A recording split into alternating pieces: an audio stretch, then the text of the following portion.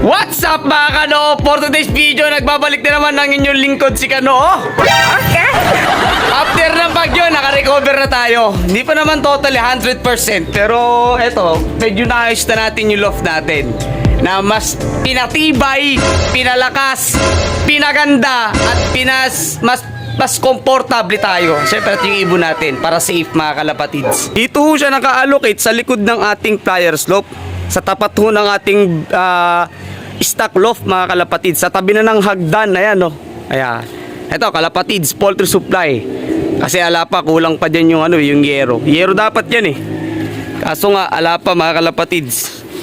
Pero lalagyan natin yan. Ito, tilagyan ko lang muna ng trapal.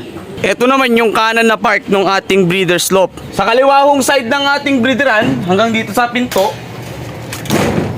ganun din yung nilagay natin.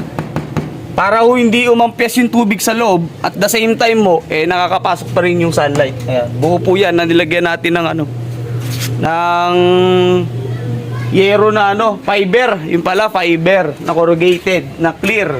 Ayan. Ito ho siya. Kami lang ho gumawa nito ni Sir Pepong. Ako saka yung pinsan ko yun, si MJ. Kami ho gumawa na ito. Pinagtulong-tulungan ho namin. Ngayon dito na ho siya katabi sa ating hagdan. Papunta po rin sa ating flyer slope sa taas. Dito po yung stock loft natin. Dito po tayo nagpapagulang ng mga bago nating mga breeder or yung mga stock bird natin kung tawagin. Ayan, katataas natin ho naglinis. Pati ho flooring dito, malinis na ho yan. Lahat to, flyer slope, stock loft, dilinisan ho natin ngayon. Naglinis talaga. Tanggal tayo ng mga dumi. Ayan, magka-connection na po sila lahat. Flyer slope sa taas, stock loft sa baba. Tapos breeder slope po dito. Ayan, para makita naman ho natin yung ginawa namin nila Sir Pepong. Ayan. Sarado ho natin. At mapapansin ho ninyo, pumapasok pa rin ho yung sunlight. Ayan. Dahil nga ho clear itong na yero na to. Yung fiber. Ayan po, buo yan. Papasok yung dyan, sunlight. Hanggang dito ho yan sa taas. Ayan, mapapansin nyo. Kala nyo kukunin na ako ni San Pedro. Pero ho yan, sunlight ho yan. Ayan. Ayun po yung kadugsong ng yero, hindi pa tapos. Dudugsungan pa ho natin yan dito sa baba ng para hindi ho pumasok yung ulan kasi baka mabasa yung mga itlog. Just to make sure lang ho na na yung ating mga breeder hindi sila mababasa kapag malakas ng ulan. Ayan. Dito ho na part, yun lang yung nilagyan ko. Kasi nga ito na ho yung tawag doon, yung long span. Ayan. Tapos pinloringan din ho natin. Ayan, may flooring ho para maganda naman. Para pag may bisita ho tayo, hindi ho putik-putik dito sa loob ng ating breeder slope. Ang lawak po nito, tansya ko mga kalapatid, is 10 feet by 8 feet. Tapos yung taas po niya, mga 8 feet din mga kalapatid. Ayan. Ito sa taas, ito yung pinagwe-welding ni Sir Pepong. Ito.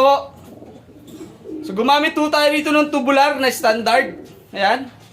Sa mga sa mga pamakuan ng yero.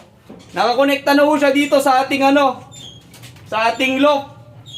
Kaya ho medyo matibay na ho yung pundasyon nito. Gawa ho ng nasa 18 na ho ata yung poste na nakatayo. Dagdag pa po rito sa dalawa na to dito sa ating breeder slope.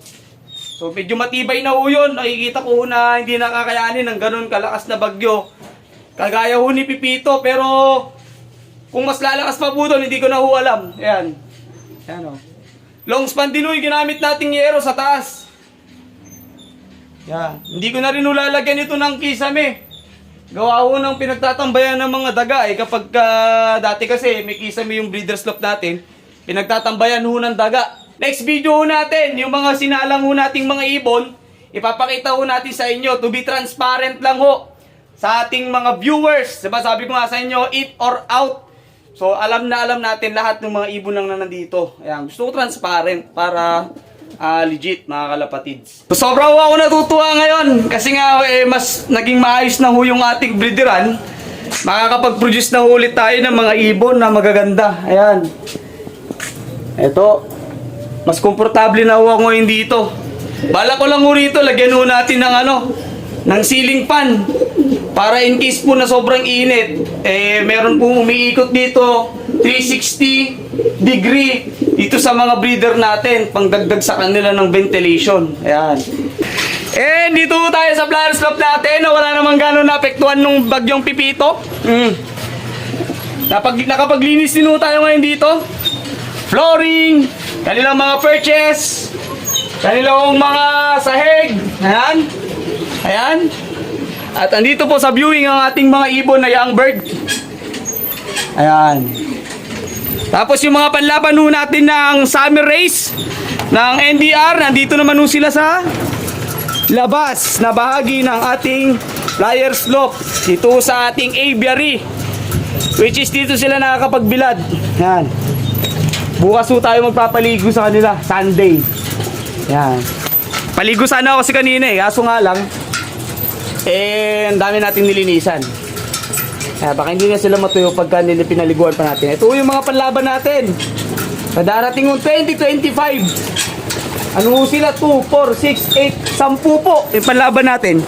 Hopefully madagdagan pa yung sa mga viewing natin doon na yun. Ayan o. Ayan. So yun po yung nangyari. At dito na, ito tong flyer slope natin na to. Ito na po yung yung bubong. Sa likod na mismo ng ayan po yung ating breeder slope.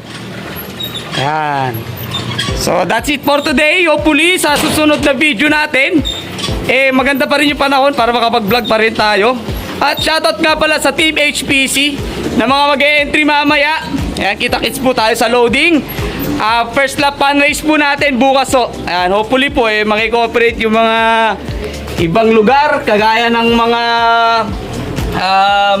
Gabaldon, Bungabon, Laur, Dingalan, Castañeda, Pantabangan, Maria San Luis, Tipak, Hulaw. Ayan. Maraming salamat.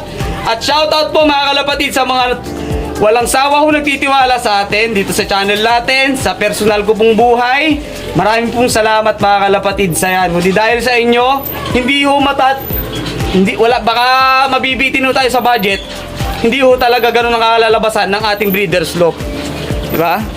So dahil po nagtiwala kayo sa akin, napaganda para pag bumisita ho kayo dito maaliwalas to. Ayan o. Kaya dito natin tapos yung video natin mga kalapatids. Maraming salamat. So ngayon magsisipag na ulit tayo mag vlog dito sa YouTube kasi nga wala naman tayong halos sa trabahuin na, maliban sa club, maliban sa tindahan natin, sa personal kong buhay. So makakasingit na naman ho tayo na makapag vlog. Alright, na sunod-sunod na hindi ho ganito kalalayo ang agwat.